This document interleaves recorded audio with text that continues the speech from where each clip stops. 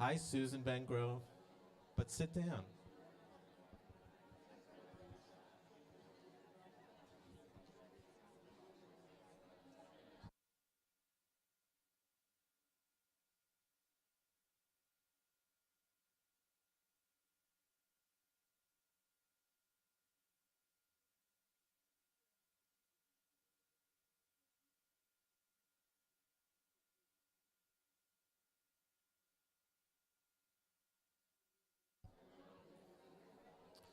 Rabbi, Shev,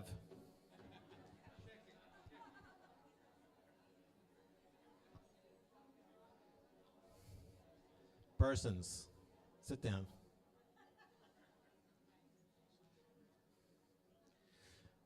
Good evening, everyone. Much better than the first time. Now, before we get started, everyone silence their phones. I better do that myself, actually.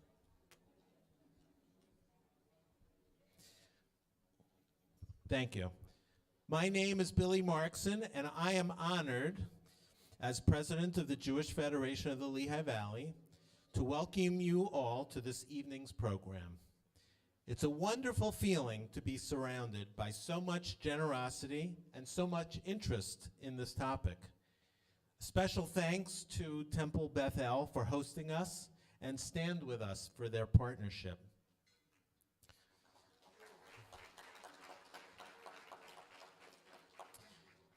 This year is particularly meaningful for our community. We are celebrating the 40th anniversary of our Maimonides division, the very first of its kind in the nation, and we are thrilled to have so many founding members here with us tonight.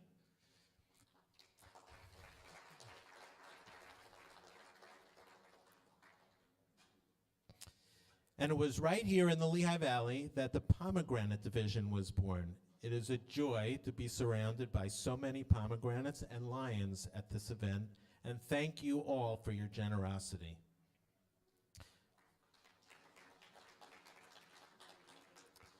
The theme of our annual campaign is Here for Good. That promise can only be realized thanks to each of you through your philanthropy, your leadership, and your commitment to ensuring our Jewish community continues to thrive even in the face of challenges. With that in mind, it is my pleasure to invite our campaign chairs, Israel and Valeska Ziegelboim and Eileen Ufberg, to introduce our guest speaker for the evening, Dr. Shai Davidai.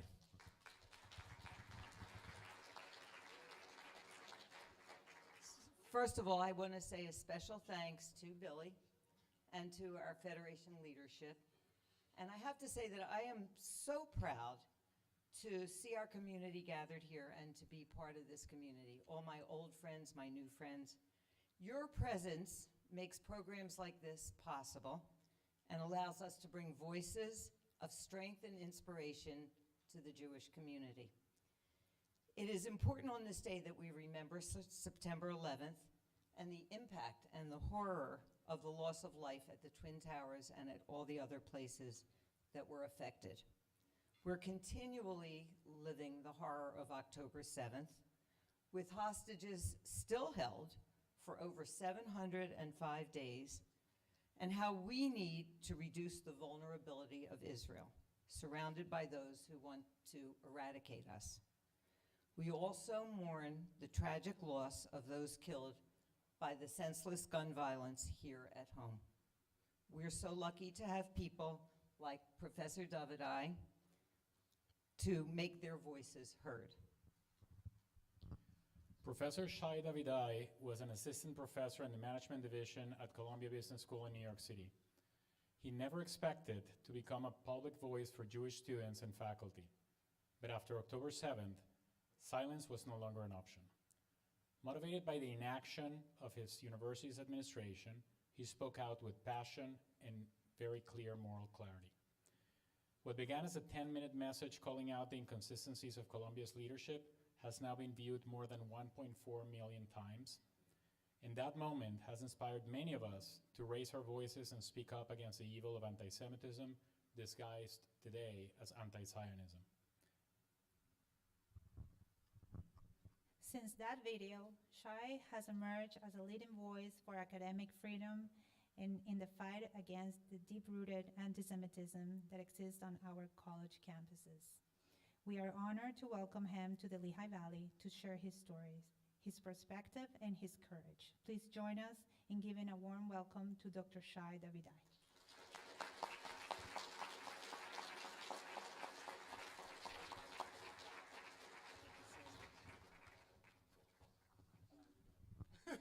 I can speak. I'm a professor. I can speak like this. But, thank you so much. Before I start, I want to point out one thing. Israel, you're from Venezuela. I think it's the first time someone has pronounced my name correctly, like better than an Israeli. It said Shai Davidai. I was like, that's me. Thank you.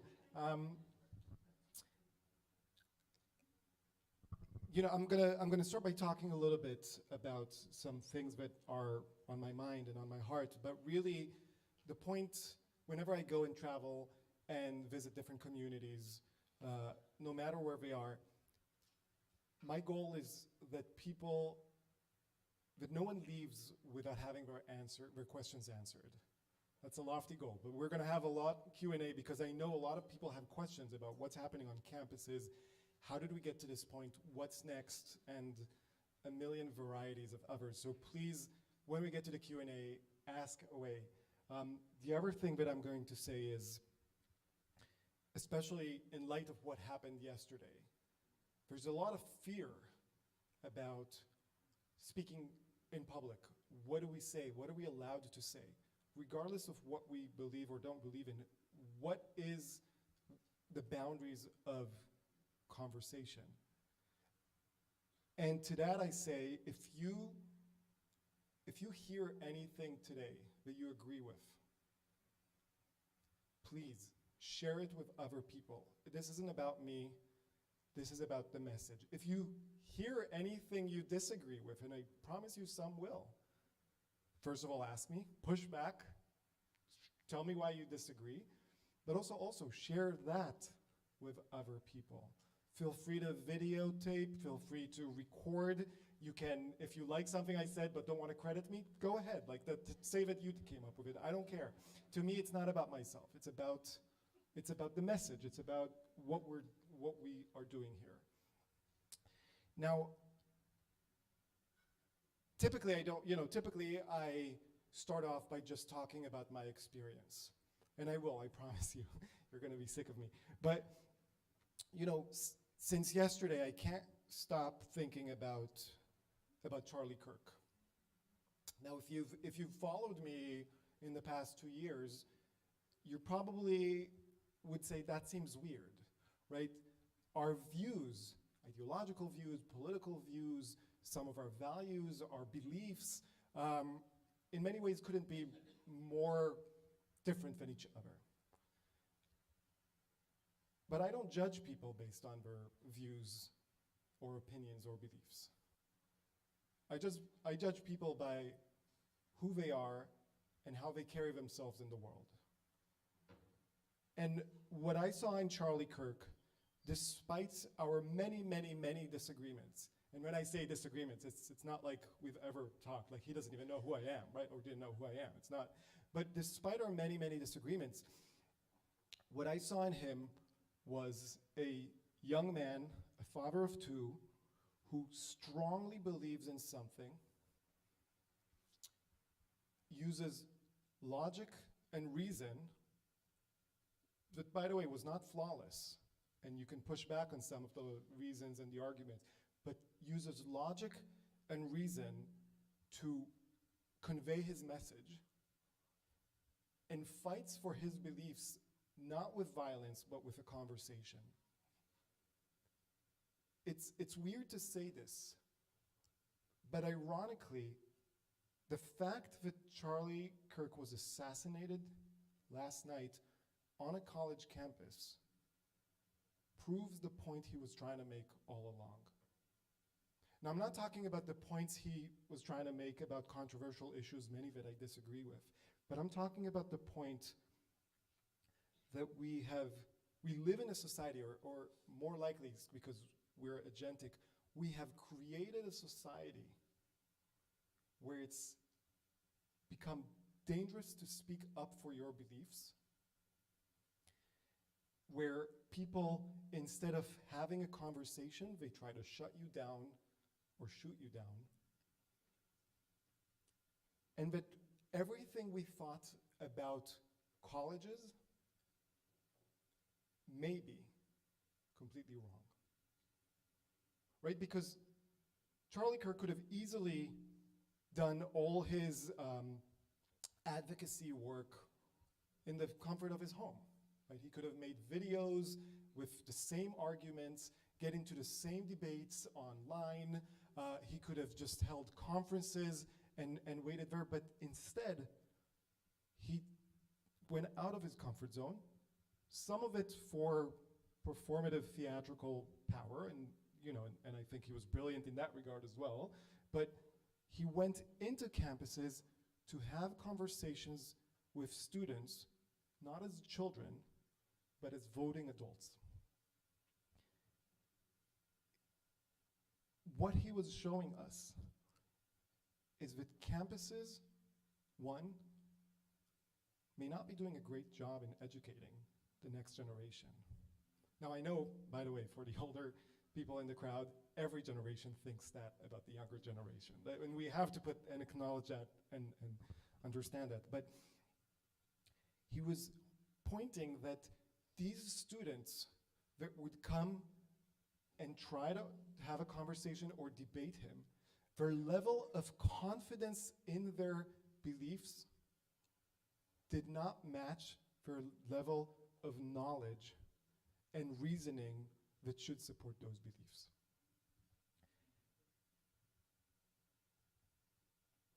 But he also showed us something else, something that I, before October 7th, had no idea about. He showed us that just like a lottery, if you put 100 students, take 100 students from a random campus in the United States, and you have them write their beliefs and put them in a jar and randomly pull 10 different tickets, statistically, you will get an overly homogeneous belief system, meaning that the students, A, do not reflect the United States of America, but B, are not diverse in the way they think. I was not aware of this. I spent 5 years getting a PhD at Cornell. I then went and I got a postdoc at Princeton. I then taught 3 years at the New School for Social Research, which is one of the most progressive institutions in the country. Then taught 6 years at Columbia Business School, maybe one of the most conservative business schools in the country.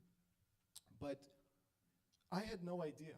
I had no idea that our students were being, and I know this is a word that I don't say lightly, are being indoctrinated into a certain point of view. Partially I didn't know because I agreed with a lot of those point of views, not all of them. So it was comfortable for me. And partially I didn't know because I didn't want to know. Because it's easier for me to pretend that that's not happening. But then October 7th happened, and I could no longer pretend. On October 8th, 2023, Students for Justice in Palestine, which I'm happy to talk more about and that history in the Q&A, at Columbia, joined the protest in Times Square against Israel. On October 8th, 2023. When my best friend was just called up to go to Be'eri for a search and rescue. There was just a search and no rescue. On October 9th, they came out with a letter talking about the historical events that happened. And on October 12th, they held the first in many, many, many protests at Columbia and then all across the country, specifically in support of those that perpetrated that massacre. Now, I've seen protests on campus before. When I was at Cornell, spent for 5 years, there were many protests, and those protests ebbed and flowed with everything that was happening in the Middle East. They never stopped, even when things were peaceful, there was always something. But when things flared up, so did campuses. But the protests that I saw, for example, in the winter of 2012, during Operation Protective Edge, the protests that I saw back then, at least in my mind, seemed political. There was one side waving Israeli flags, there was another side waving Palestinian flags, and it seemed like they both actually want the same thing: peace, coexistence, and they disagreed on the way there. But that was not the protest that I saw at Columbia on October 12th, a mere 5 days after the massacre. And the reason why I'm so specific in the chronology of it all is because looking back, almost 2 years, some people have justified those protests based on what has happened since. But that's not how logic works. You can't justify the past by the present. This was before a single Israeli soldier entered Gaza, and yet they were already protesting. They were not protesting out of politics, they were not protesting out of ideology, they were protesting out of hate. It was sheer hatred. Now, I don't know if you've ever seen any of these protests in person. I tell people I recommend that you do once from a safe distance, just to get the experience. I tell people don't engage, always peaceful, always nonviolent, but you have to see that. Because for me, that was the first time, maybe in my life, that I saw someone this close to me with hatred in their eyes targeted at me. I grew up in Israel. I was born and raised in Israel, lived there till I was 27. I know this wasn't the first time that I figured out some people hate me. If you're Israeli or a Jew, you know that some people hate you somewhere. And you live with that. But never in my life did I think that someone hates me personally, that someone can hate me from a physical distance without giving me the benefit of the doubt, and that someone can hate me in my home, away from home, away from home. Now, why do I say that? Because my first home is Israel. My second home is my apartment in New York. But the place I spend most of my living, my awake hours was Columbia. I really loved the place, and I hope to love it again. You don't fight for something if you don't love it. But what really shocked me was this. If this would have happened in any other university, as it did, I would have been extremely shocked by the hatred, by the justification, by the celebration of the massacre. But this didn't happen in any city. It happened in New York City, a place where 22 years before that first protest was targeted specifically by the same terrorist ideology. By the same ideology that says, I disagree with you, therefore you have no valid reason to exist. I disagree with you, so I'm not going to make my arguments stronger than yours. I'm not going to rebut your arguments. I am going to create as much damage and havoc on your side. It was the same ideology that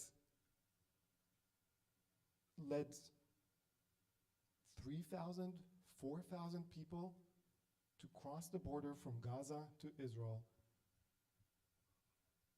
kill, torture, pillage, rape, kidnap. And this isn't about left or right. This isn't about Islam or Christianity or Judaism. This is about a way of thinking. And that way of thinking says, when there is a problem, violence is the answer. It's the same way of thinking that led to the Oklahoma City bombing in 1995.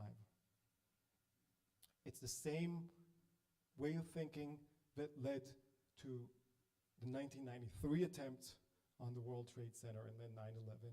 It's the same way of thinking that led to the Boston Marathon bombing in 2013, the Orlando Pulse shooting in 2016, and not just in the US.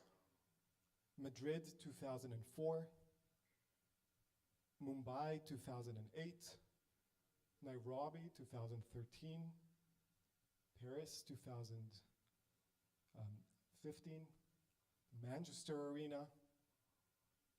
All over the world, we're experiencing that same hatred, that same dogmatic way of thinking.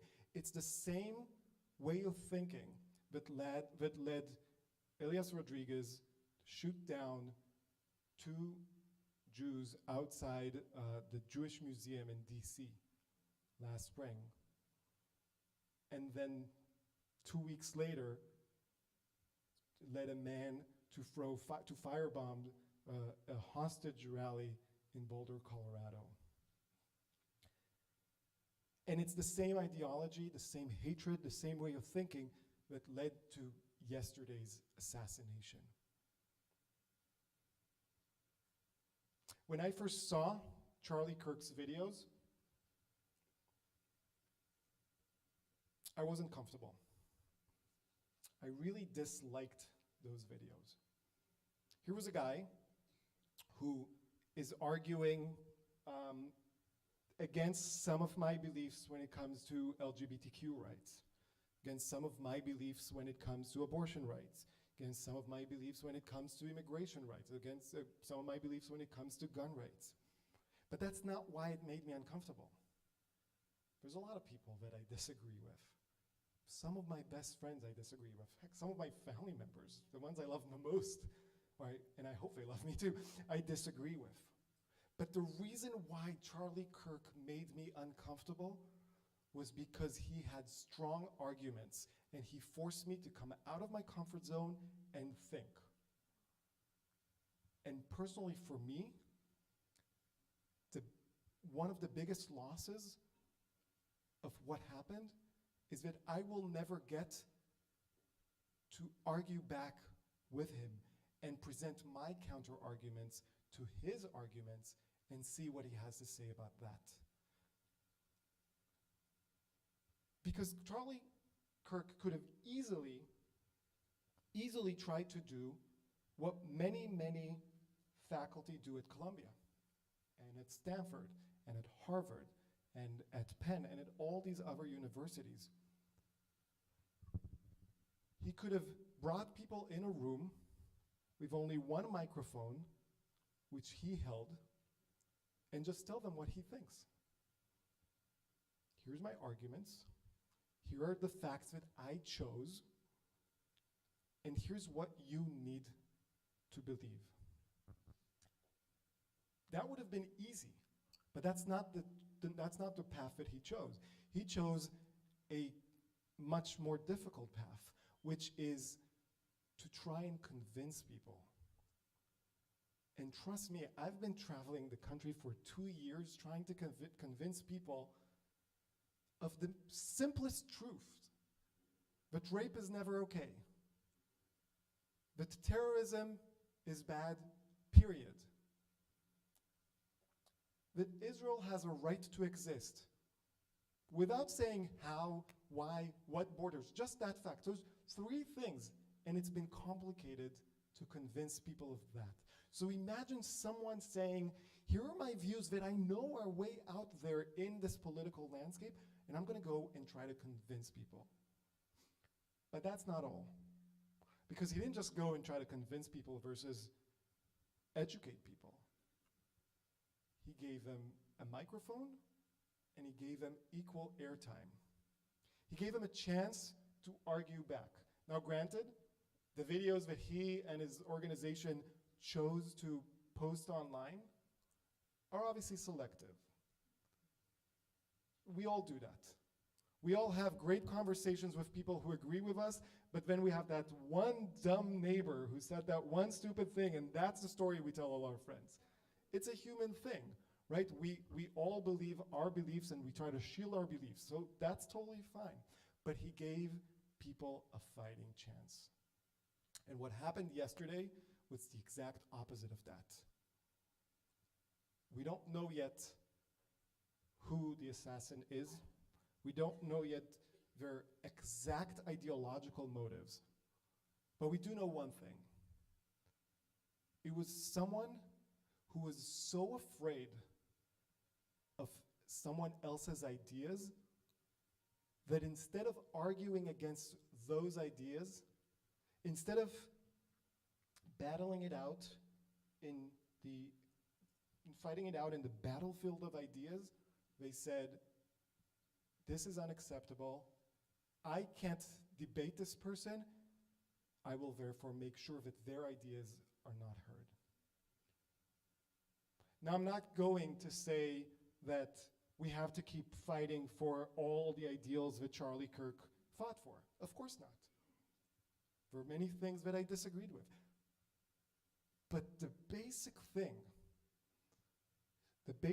that he taught us is that the way for us to fight back against this is by speaking up and by keeping these conversations alive.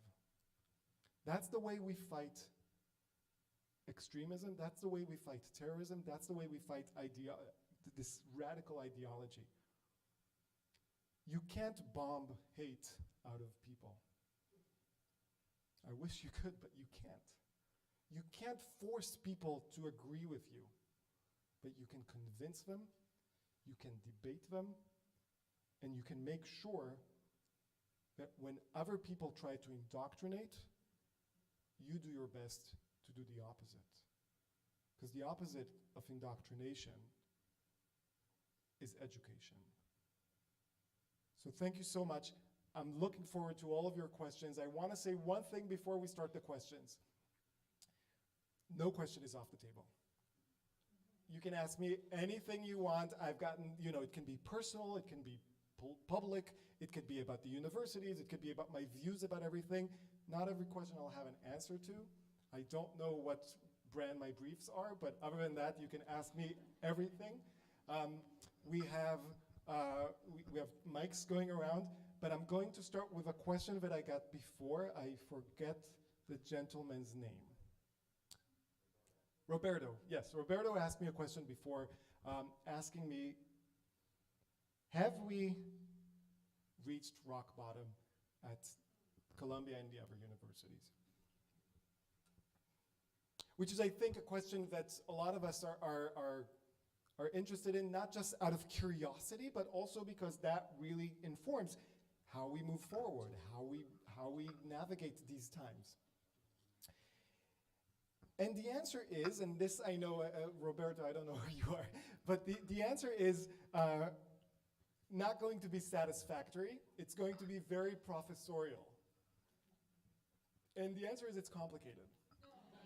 I know.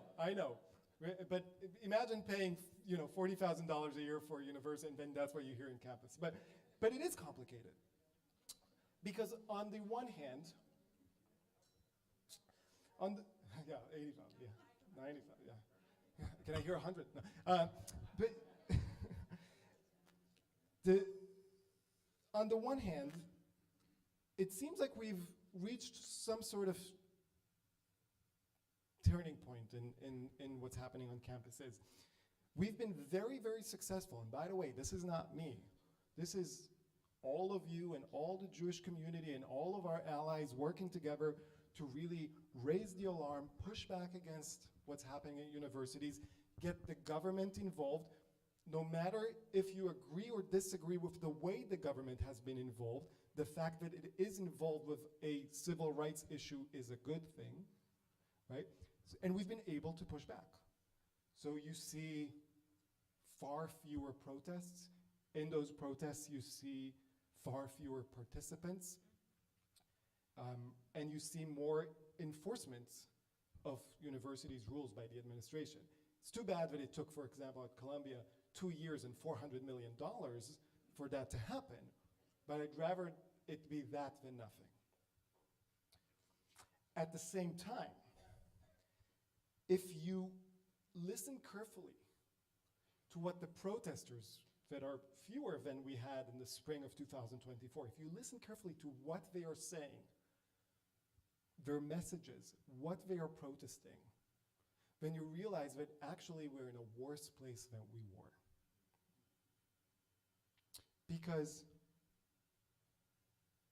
take the example of yesterday's assassination. Immediately, or almost immediately, the student leaders at Columbia and other universities started, if not celebrating, but at least justifying the murder on social media. If you look at the murder in DC, if you look at the attack in Boulder, if you look at something that has nothing to do with all of this, the murder of a United Healthcare CEO using a ghost gun in the middle of New York City, and they were supporting, celebrating, calling for more of that. So yes, there's less violence on campus, there's less chaos, but the ideology has become more and more radical. And that is the nature of radicalism. And again, it doesn't matter if it comes from the extreme left, if it comes from the extreme right, if it comes from an extremist Islamist group, if it comes from the West Baptist Church, it doesn't matter where it comes from. Radicalism, the psychology of it works the same. You have a group of people and they're extremists, and they work on what? On shock value. But shock value doesn't work well with our human, with our mind, with our human brains, because our brains we normalize things, we get desensitized to things. So what do you need to do to keep the shock value at the same level? You have to become more and more and more extreme. And then these movements start having purity tests. You're not extreme enough. What do you mean you don't support this assassination? What do you mean you don't think October 7 was justified? Well, up until now, we've only said it was justified. 3 days ago, the major pro-Hamas movement at Columbia posted on social media, "Long live October 7." Now, long live means not just that was okay, but we need more. So on the one hand, it's quieter on campuses. On the other hand, the things that are there and are undercurrents becoming more extreme. But the reason why I am worried about what's happening on campuses still is not the students. It's never been about the students. It's the professors. The students come and go. I tell people this, if you heard me say this before, I'm apologize, but it's very rare to meet a Marxist-Leninist once they have to pay a mortgage. Once you are part of the system and you realize that you're an adult and this is how the world works, it's very rare to see someone say, "Burn it all down." The students are going to phase out of it. But the professors, where they got the ideology to begin with, have not only walked away scot-free, and I'm talking about dozens of professors at Columbia who participated in the pro-Hamas encampment, not just the ones that, the more and more of it have supported it from afar. I'm talking about the ones that donned orange vests and went to protect the encampment with their bodies. What were they protecting it from? Zionist students. Those professors are still teaching. Joseph Mossad, who on October 8th, 2023, said that the sites of the October 7 massacre, now of course he didn't use that word, he used the Al-Aqsa flood, which is the Hamas name for the massacre, said they brought him jubilation and awe. He's never been reprimanded, not even a slap on the wrist by Columbia. In fact, he was rewarded that last spring he taught a course of all things about Zionism. So my concern is the professors. Now, why is my concern the professors? Because from the very first moment when I realized that this isn't just a one time that I spoke up, that this is a fight that I'm picking up and I'm not leaving until it's resolved, the fight has not been about this war. You'd be hard-pressed to find more than a handful of times when I've spoken up about this specific war, one side or the other. My fight is not about this war. My fight is about the next war. Because two uncomfortable truths emerge when you grow up in the Middle East. One, this war will end. We don't know when, we don't know how many casualties on our side, how many casualties on the other side. We don't know how many of the hostages will come home. We don't know how many of them will come home alive. I hope all of them. But we know it will end. But the second truth is, this is not the last war. And if statistics teach us anything, for somewhere between 5 and 7 years, there will be another war. And what will happen in that other war? There will be another flare-up around the world, especially in universities. I am fighting for those students 7 years down the road, wanting to make sure that the professors that are here now will not indoctrinate a new generation of students who will protest and demonize their classmates in 7, 8, hopefully 10 years. I know this is not, Roberto, I know it's not a hopeful answer, but I don't sugarcoat for things, but I do tell people this. You know, a lot of people leave my talks, my meetings and say, yeesh, what a downer. I think Shai's way more fun over beer. But the truth is, I'm pessimistic by nature and optimistic by choice. I wouldn't be doing any of this if I did not think that we can win.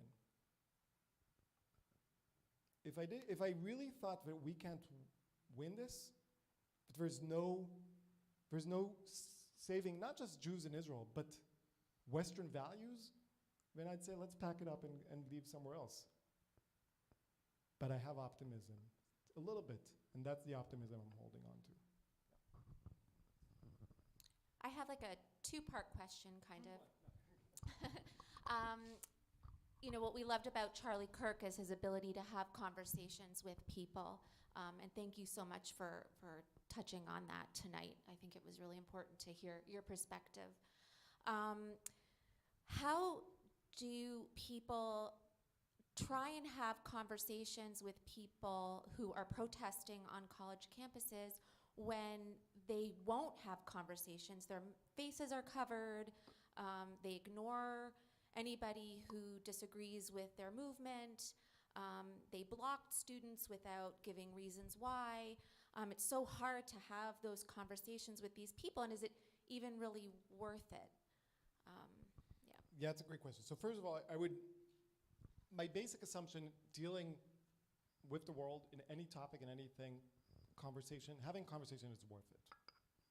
That doesn't mean I don't judge the conversation based on my ability to convince the other person. Because then I would say, oh, I shouldn't have any conversations, not even with my wife, right? It's the act of having a conversation. The reason why, like last night, when I was thinking about Charlie Kirk, I was thinking about me, and I know it's very selfish, but me not having a worthy intellectual opponent as his to test my ideas against. One of the things about thought diversity in universities, a lot of people say, and I completely agree with them, we need to shake things up by bringing people with more conservative views, people that disagree with the homogenous views, By the way, I disagree with those views, many of those views, not all of them. But if we don't have those smart, intelligent people that disagree with us on campus, we become lazy. We become lazy. Now all I can say, this is what I believe in. No one pushes back, and that's it. But if someone says, hey, what about this? Now I have to think. Now when we get to the protesters, it's a bit more complicated. In order to understand the protesters, you need to understand this very basic thing in the anti-Israel, anti-Jewish, anti-American movement. And it's called anti-normalization. Has anyone heard that term, anti-normalization? Okay, so we got a few people. So anti-normalization, which is both a tenet of the BDS movement and SJP, so the two big anti-Israel, let's say, movements on campuses, says that even the act of having a conversation with someone who believes that Israel has a right to exist normalizes the existence of Israel and therefore should never happen. That is why when late October 2023, when the Israeli dean of the School of International and Public Affairs at Columbia had a public conversation with the Palestinian dean of the same school at Princeton, the Jewish students were in the room and the anti-Jewish students were protesting outside. Because the fact that you would have a conversation with an Israeli on camera, on a stage, was already too much of an affront. So there are people that are not ready yet to have a conversation. And my time is limited. I'm not gonna waste my time on people that don't wanna have a conversation. But that doesn't mean that I won't have a conversation. I will take that same time and try to allot it to someone that does want. There's videos of me, some people ridicule me for that, some people think that that's great, I just think that's who I am. But I go on campus or outside in protest, and I go up to the protesters, say, does anyone want to have a conversation?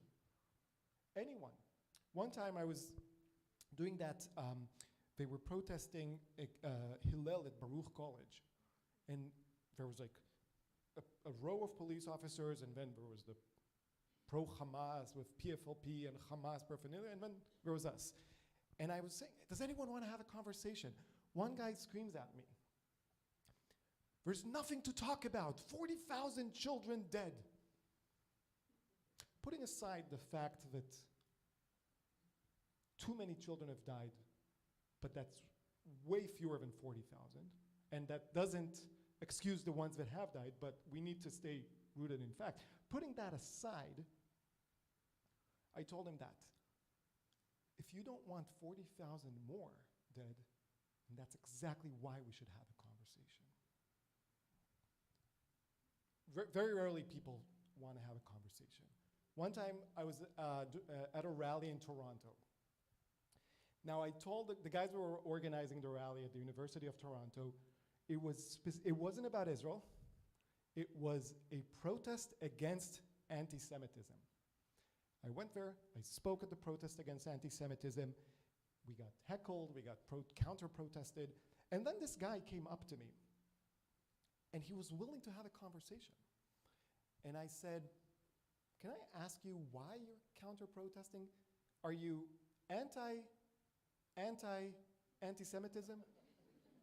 Are you for, like, what's going on? What are you protesting?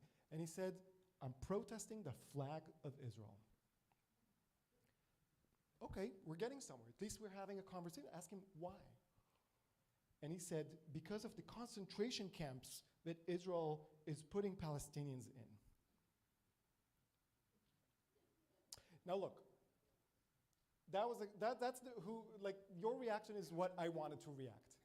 I mean, come on, man. Like, are we on Earth or are we somewhere else? But of course that would alienate him. And I said, I have no idea what you're talking about. There's a lot of people I want to talk with. Do you have a phone? He said yes. Google it. I promise to stay here for as long as you need, and we'll have a conversation. But I need to see what you're talking about, what you're referring to. Now, of course, I don't think it will shock anyone that he wasn't able to find a concentration camp in Israel, because there's no concentration camps in Israel. But he was referring to the Sde Teiman imprisonment facility that was created to get 14,000 terrorists that were arrested on October 7 and the months after. And I said, okay, so first of all, it's not a concentration camp. Let's talk. So it's, do you protest every country that has large imprisonment facilities? Like, when was the last time this was in Canada, you protested the Canadian flag, the American flag? The US has the biggest number of prisoners in the Western world. Now, of course, he never did. So he said, okay, so now we have a problem, because what you think you're protesting is not what you're protesting. We got to talking, and I realized very quickly that he has no idea. He was just ignorant, which is frustrating, but it also, in a weird way, hopeful. Because if someone is hateful out of spite and out of hate, you can't talk that away from their heart. If someone saw the images of October 7 and decided, you know what, I'm on the rapist side, you can't change that. But if someone is coming out of ignorance, now we can talk. So I just started throwing out numbers. He started and he said 1948. And I said, okay, you can talk about 1948. I happen to know a lot about 1948. Both my grandfather was in the Palyam, which was the navy of the Palmach. My grandmother was in Haganah. I know, I can carry my weight. But why 48? That's when it started. I said, what about 1936 to 1939? What about Great Arab Revolt? What about 1928? What about 1903, 1904, the Kishinev pogroms? What about 1897, the Zionist Congress? What about 1881, 1882, the pogroms in Russia? He had no idea. Now, I don't know if I changed that person's mind. And by the way, as a professor, I can tell you, 3 weeks after the semester ends, 90% of my class has no idea what the class was about. And it has nothing to do with my abilities as a professor. But what I do know is this. As we were having a conversation, everyone around listening learned something. Well, they learned two things. One, they learned facts. And the fact that they might need to brush up on their knowledge. But the second thing is they learned that this is how you engage in conversation. One side is having a conversation, the other side is screaming. What side do I want to be on? And that's something that I've been telling people all around the country. When you go to your non-Jewish friends and you try to explain to them what happens, we're past the point where you can convince people by telling them about Israel, October, like, we're past that point. What you need to show them is this. Go to one rally done by pro-Israeli crowd, whatever it is. If it's for the hostages, some of them are for peace, some of them are, whatever it is, go to one rally from the other side. And you tell me, what kind of America do you want to live in? 9 out of 10 times, your non-Jewish friends will say, you know what, you're right. That's the kind of conversations we need to have. And I should have said before, I apologize. 20-second questions are like 20-minute answers, but I will, yeah. I'm going to put 2 questions on this side, and I'm going to go to the other side, but I'm going to let them both ask at the same time, and that way if it's the related topic, then you can give your spiel, and I'll come to that. So if you have a question, you're sitting over there, raise your hand, I'll come with the microphone, and then we'll rotate. Ask your question, and then Rob is going to ask a question. You'll answer, I'll go to the other side, and then I'll come back. So I have 3 kids. The oldest is 10, and you mentioned that you are doing all of this work for the future generations of students. How can I protect him? How can I prepare him? What can I do? What can we do?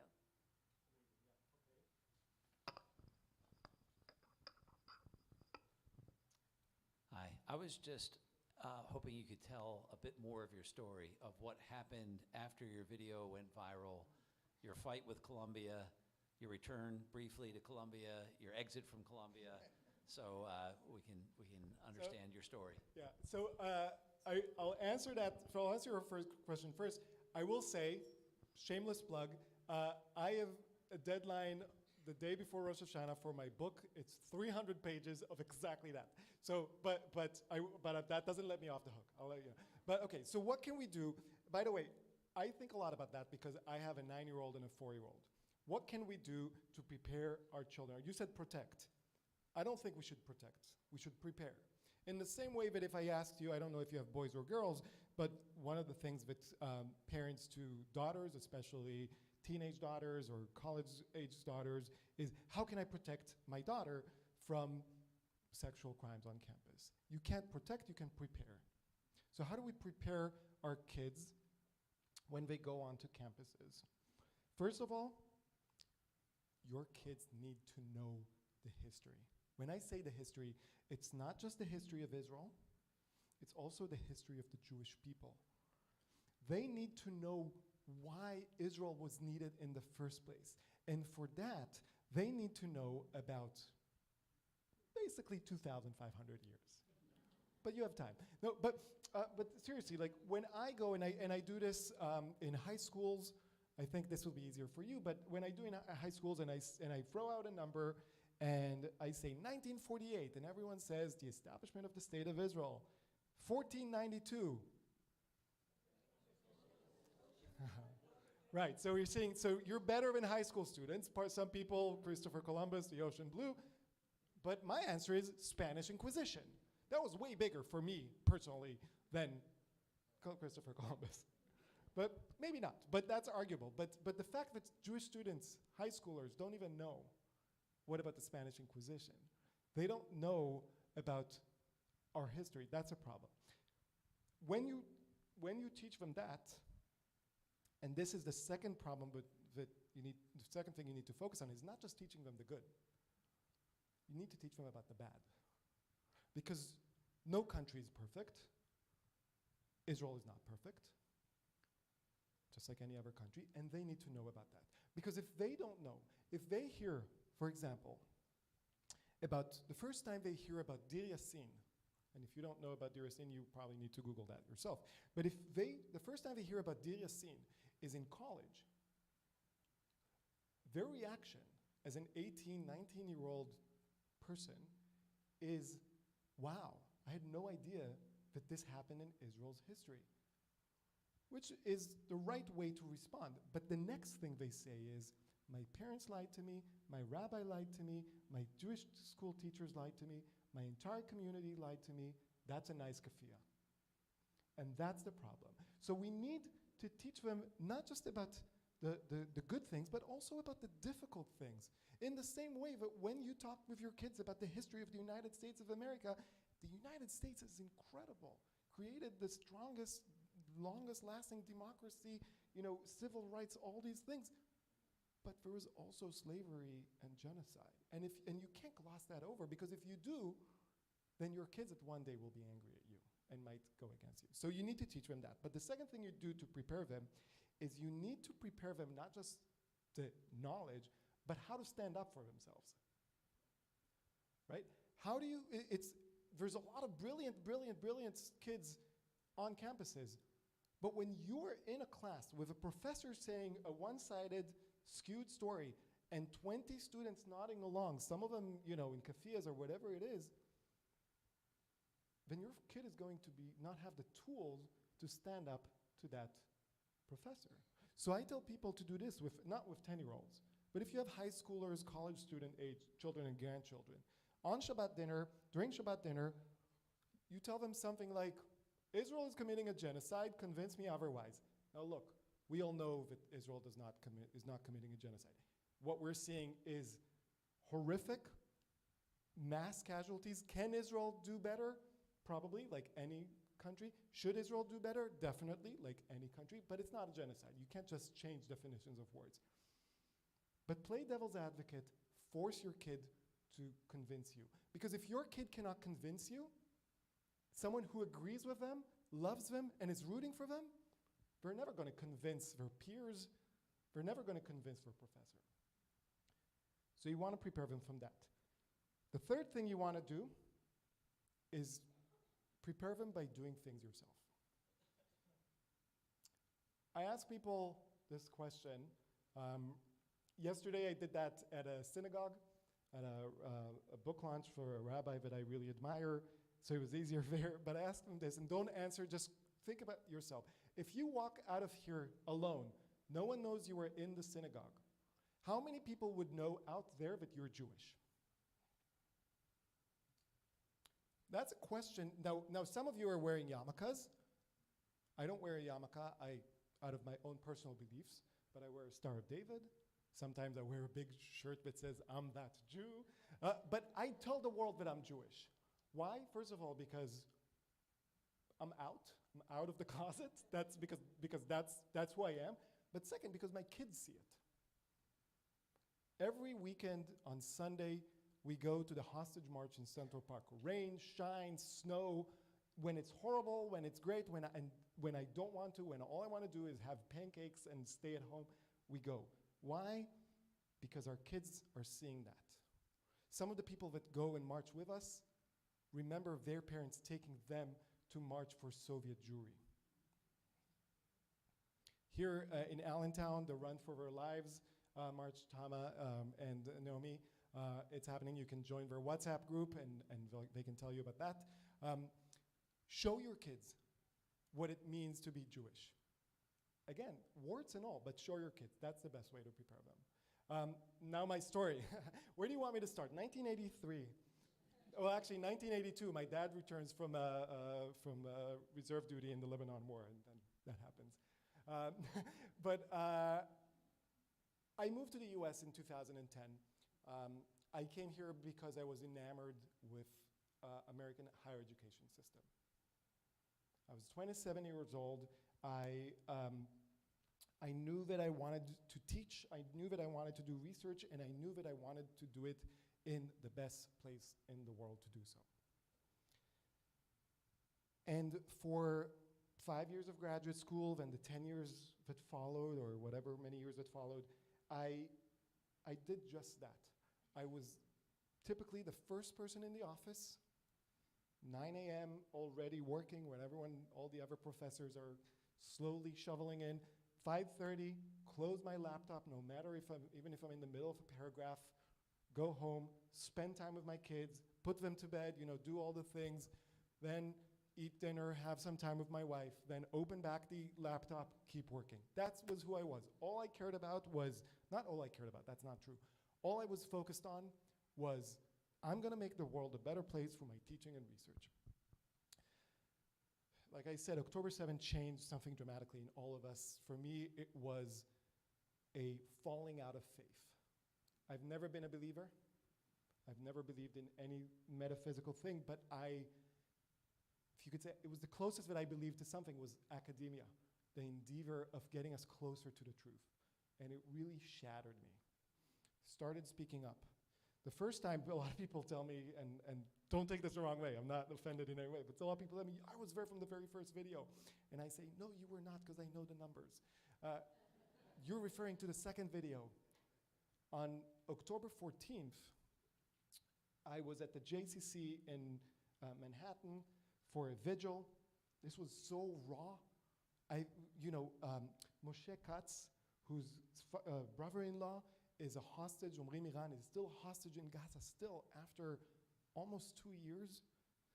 He was there and talking about it. Now this is October 14, before all of the hostages' names became household names. I was shocked. Then a woman talked whose family, some survived, some didn't.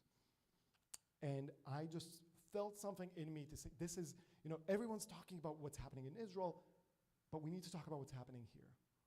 And I felt this urge. I took my daughter, who was 2.5 at the time, did something that you can only do in Jewish spaces in New York City, gave her to some random woman, say, here, this is yours now. And I just stood and spoke. So, if someone took a video, put it online, about a few tens of thousands of people saw it. I was shocked that anyone would see it, but it just came out. A few days later, I was on a vigil, and it was an anti-terror vigil that my students organized on campus. And I went and I spoke. My wife took that video that a lot of people saw. I had no idea I was speaking for 10 minutes. As you can see, I can ramble. But it's cohesive, so it's okay. But I was just speaking out of my heart. It ended up being 10 minutes. I was shocked that it was. I had no idea. I've seen that video twice. That night was one time, and 3 months later, when they were making the October 8th documentary, I don't like that video. Not because I don't think it's important, but because it's the rawest I've ever been. And the entire world saw that. And that's painful for me. I'm not ashamed, but that is just the reality. But when I went to sleep that night, it was the first time, or actually the next morning was the first time I smiled. It was October 18th, the first time I smiled since October 7, because all of a sudden, hundreds of thousands of people, like overnight, saw that video, were sharing that video, were talking about, and I didn't care about they were talking about myself. Most were like, who is this guy? And I was like, yes, nobody should know who this guy is. But listen to what he's saying. That led, the first few months after that, all I did was two things. One, give interviews. I averaged 5 to 7 interviews a day for 6, 7 weeks straight. I talked with anyone who is willing to listen. I would schedule 45 minutes for every interview, and I would tell them, I'm going to talk with you however much you want, and ask me anything, even the hard questions. And I talk Japanese, Spanish, French, German, American, Rachel Maddow or MSNBC. I wish they would call me, but they didn't. Like, it was specific media in the US, but outside the US, all the media would contact. The second thing I did was I realized Columbia University locked the gates, and no one was knowing what's happening out in campus. So I started publishing on social media what's happening, the videos, the pictures, giving people the context. Started learning myself. I had no idea what SJP, Students for Justice in Palestine, was. I didn't know about Hatem Bazian that started it, about the Holy Land 5 and all these things. I educated myself, and then doing the two things that any professor knows how to do, because professors are not really good at a lot of things, but we know how to take in a lot of information, and we know how to bring it into sizable chunks that people can digest. And that's what I did. For months, that's what I did. In April of 2024, I'm giving you the cliff notes, right? In April of 2024, the encampment happened on campus, and I can tell you the exact date. April 20th, 2024 was a Saturday, and that's when things went from bad to really bad. That's when you saw riots on campus. That's where you saw the Chabad rabbi, Yuda Drezen, being chased out of campus with screams, "Go back to Poland." He's from Brooklyn, but and I was shocked. I was shocked, and that's when you saw the video that really broke me, which is the encampment. A Jewish student wearing a Star of David that everyone knew was a Zionist, which is apparently not good on campus, was physically threatened out of the encampment. And I saw that, and I said, that is my red line. On Monday morning, I'm going to campus, and I'm going to enter the illegal encampment, and I'm going to film myself reading the names of all of the hostages. Now, I'm not a provocateur. People say, like, oh, wow, you're a provocateur. No. Just because the things I do provoke people tells you more about society than about me. I emailed the university and told them that I'm going to do this and asked for some protection, public safety, NYPD, to come with me. Of course, the university said no, da-da-da-da-da. Monday morning, April 22nd, was the first night of Passover. I arrived, about 200 people came to support me, which was incredible. People, while they're cooking for Passover Seder, came to support me. That's when the COO of Columbia was waiting at the gates, and they deactivated my card. I was shocked. That was the first time that I lost my cool. I'm embarrassed that I lost my cool, and I lost my cool on camera. And I judge myself more harsh than you do, so don't worry. But because I was shocked. This wasn't planned. This wasn't a provocation. Like, they're closing me out, but then letting that happen. I was locked out of campus for a few weeks. Semester ended, so they obviously let me back in because I didn't want to be there. Then the next academic year started, October 7th, 2024. the Jewish students organized a vigil, a memorial service. In response, the pro-Hamas group organized a protest of the vigil. Now you may ask yourself, what is there to protest? Right? If we're really concerned about the lives in Gaza, which they should be, we should all be, right, of innocent people, but if they were really concerned about that, they wouldn't do a thing on October 7th, because that's not when, the only Palestinians to have died on October 7th were the ones in Israel doing a massacre. They could have done October 8th, they could have done, but they chose October 7th deliberately. Why? In the same reason why in 2018 they protested the Yom HaShoah service on campus. Back then it was only 20 people showed up and the university did nothing, which shows us what happens when you just do nothing in the face of extremism. I was furious, but I was also, this is what happens. That's free speech. I don't like what they were saying, but they have the right to say it. Things changed when they decided that they're no longer happy just protesting in the area that the university let them, but they started marching on campus and specifically went around the Jewish area and stood there right in front of the Jewish students and started screaming and chanting over stuff. That's when I said, this is enough. I did two things. One, I planted myself in their path. So we're marching this way, all of them covered, all of their faces covered and everything. Now, as I said before, and I tell this especially when I talk with young audiences, I am against violence, period. Not if or buts. I'm against violence. But don't mistake my non-violence for submission. I have every right to stand there, and I will stand there. And I never throw the first punch. That's a rule. So I'm standing there, I'm calming myself in my mind as they're coming and, kicking me in the shin, doing all the stuff that protesters do. That was the first thing that I did, just to, not to show anything to them, but to show the other Jewish students, to show myself that I stood. The second thing I did was I turned my camera on the administrators, because they were the ones. The students were just, they were brainwashed. That's the marching orders from their professors. That's what the professors were wishing for so many years. But the administrators were seeing that. The public safety, the head of the public safety was there. A Jewish student telling him that she's afraid to go to her dorm. And he tells her on camera, while I'm filming, you can go file a complaint. And the COO, which is the highest administrator, it's not the president, at Columbia, was there when an Israeli student, a PhD student that just joined Columbia 2 months earlier, this is the beginning of the new year, the academic year, draped in an Israeli flag, and she's tearing. And he's like, I'm sorry. Your story doesn't help her. I put those videos online. This time, and when everything started, I was a nobody online because nobody should know who I am. I haven't earned anything to make you care. I don't think I've earned since, but at least now I had a platform. I put those videos online. About 1.5 million people saw the CEO, the head of the public safety, a few other administrators. That night, my lawyers call me. By the way, I have never had lawyers before I was 40.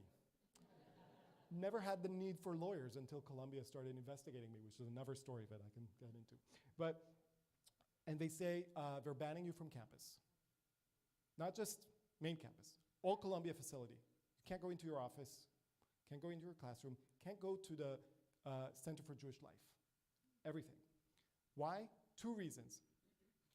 One, you endangered a Jewish student by urging her to march into an anti-Israel protest.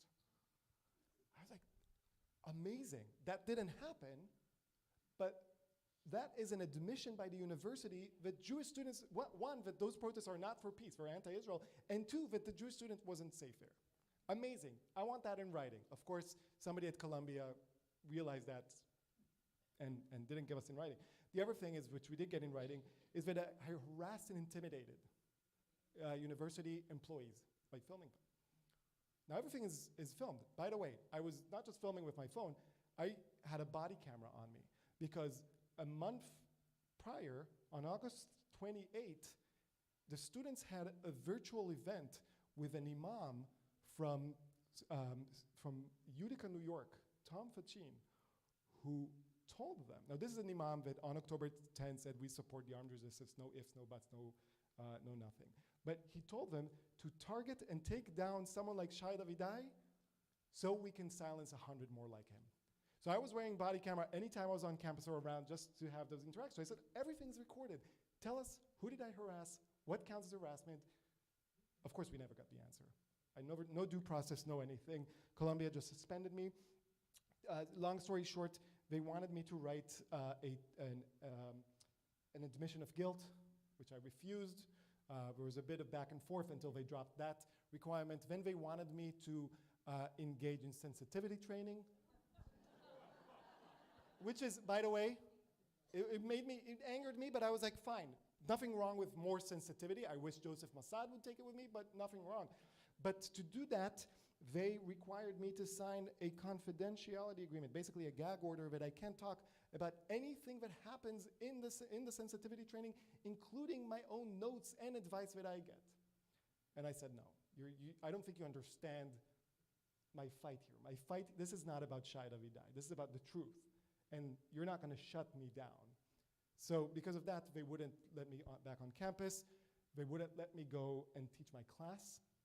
I was locked out of, the last time I was in my office on October 15th. Around February, I needed some books for my office to do my work. They wouldn't let me go into my office. They wouldn't let my wife go and get my books from my office. They wouldn't let me do it on the weekend. They had my lawyers send a paralegal with a FaceTime. Do you need this book? Just to do all of that. On February 7th, my best friend died. He's been battling brain cancer from a month before October 7th. I was back and forth visiting him, so dealing with all of that. The day he died, I realized I'm wasting my time. I don't have a lot of time to fight back, and I'm wasting my time fighting Columbia, where the real issue is not Columbia. It's the bigger thing that's happening in universities everywhere. The Monday after, that was I think it was a Saturday, the Monday after, I told my lawyers, you can tell Columbia that I'm willing to leave on my terms. And my terms are very basic. I'm not leaving before they find me innocent from the investigation that they started on October 18th based on that video that everyone saw. There's nothing in that video that's objectionable. But at Columbia was enough to investigate me. And I said, there's two ways that this ends. Either they find me innocent and I leave, or they find me guilty and we meet in court. Now, of course, Columbia didn't want to find me innocent because then they'd have protests all over campus. They didn't want to find me guilty because they knew I would win in court. So they've been sitting on that investigation for 8 months. The investigation that's supposed to take 120 days took 500 and something days. On July 8th, they publicized, officially that the investigation has been closed with no findings of wrongdoings, and that was the day that I left Columbia, and that was also my 42nd birthday. There's more details there, but that's the, yeah. Sorry, that was very long, right? Oh, yes. If anyone needs to leave and go like, oh my God, he's No, what I wanted to mention is that you'll be here for a little bit longer Yes. and you'll stay after, but to officially wrap up this portion, I just want to get like 1 or 2 questions from you because it's not fair. But okay? You want to Can I- take them can I take privately? one Go more? ahead. Can I take one more and then we'll wrap up? Sure, right Is that there. okay? Sure. Yeah, sorry. I'm sorry I'm That's doing this, okay. but I just feel like, yeah. What do you think Bibi's motivation is to keep doing what he's doing? Great question. I love that question because, and by the way, I will stay here for other questions after this. So, yes, I promise. So, one, I have a lot of strong political views, but I don't talk about my political views because my political views are not more, I'm not more knowledgeable than anyone else, and because the fight that I'm fighting is not left or right, it supersedes. Number two, no one knows why anyone does anything.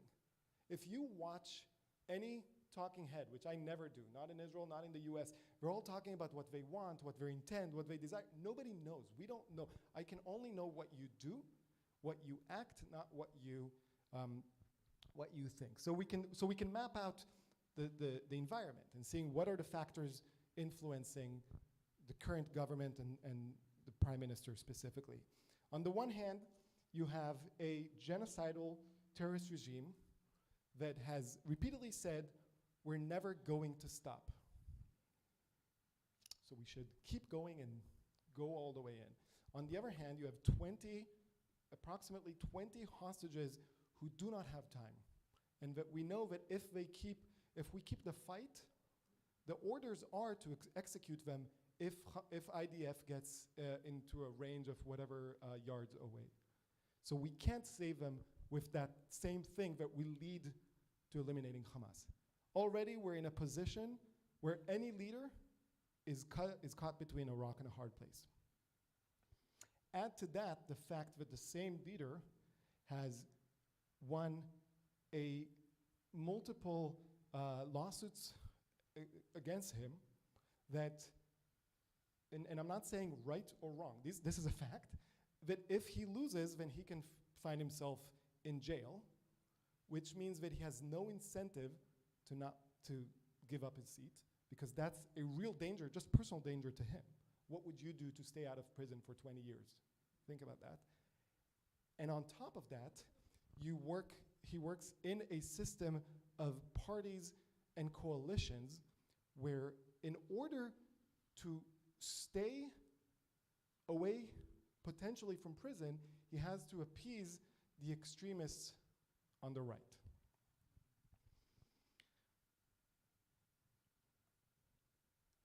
That's the layout of the land. Now, honestly, I don't know what he thinks when he goes to sleep at night. I can tell you what I would do. I think the hostages don't have time, or they have a limited amount of time. We have more time to eliminate Hamas than to save the hostages. Again, that's not an interpretation, that's not my views, that's a fact. Most people in the defense community in Israel, that's a fact. You have more time. But more than that, because people say, well, if you save hostages in a deal now, you're endangering future hostages. October 7, 2000, 3 soldiers were kidnapped by Hezbollah. They died in battle and were kidnapped by Hezbollah in the north, were returned 4 years later in a deal, which then prompted Hezbollah a year and a half later in 2006 to kidnap 2 soldiers, which then started Second Lebanon War. So you'd say the deal wasn't right. Yahya Sinwar was released in a deal for Gilad Shalit, which I was on the streets protesting for. So you'd say that wasn't right. But 2 things there. 1, we shouldn't mistake, and again, this is not about your views, your political views, but we shouldn't mistake what happened as deterministic, right? The fact that Yahya Sinwar was released by Hamas, released and then orchestrated after many years the October 7th, could be because he was released, but could also be because of the 17 years that Israel did nothing while he was preparing, right? So it wasn't deterministic. But the other thing, and to me the more important thing, saving Jewish lives is not about saving Jewish lives. It's not about, and I want to see all of them home alive and safe. All of them, the Cuneo brothers, every one of them. But if we don't save them, we're giving up more than 20 Jewish lives. We're giving up the value of Pidyon Shvuim, which, if I'm not mistaken, was articulated very nicely by Maimonides, which I know is the funded part of this. Jews throughout the centuries, because we were in the diaspora, because we couldn't protect ourselves. We were vulnerable to kidnappings, ransoms, in fights, enslavement, and so forth. And the idea of Pidyon Shvuim is you save a Jewish life when you can, and if the, and somewhat reasonable price, and we can argue about what a reasonable price is. If we give up that value, we're giving up more than 20 lives. We're basically telling every future soldier, when you go to battle, we got your back, but 99%. 1% is on you. And if you live 15, 20 miles from a border, any border, Lebanon, Egypt, Jordan, Gaza, the West Bank, we got your back. But 99%, 1% is on you. We're losing something much bigger than the 20 lives. We're losing the Jewish resilience. And to me, that's what scares me the most. Again, that's what I would do, but that's why I'm not a prime minister. So, yeah. Thank you very much. I'll be staying here to ask some more questions. Toda rabah.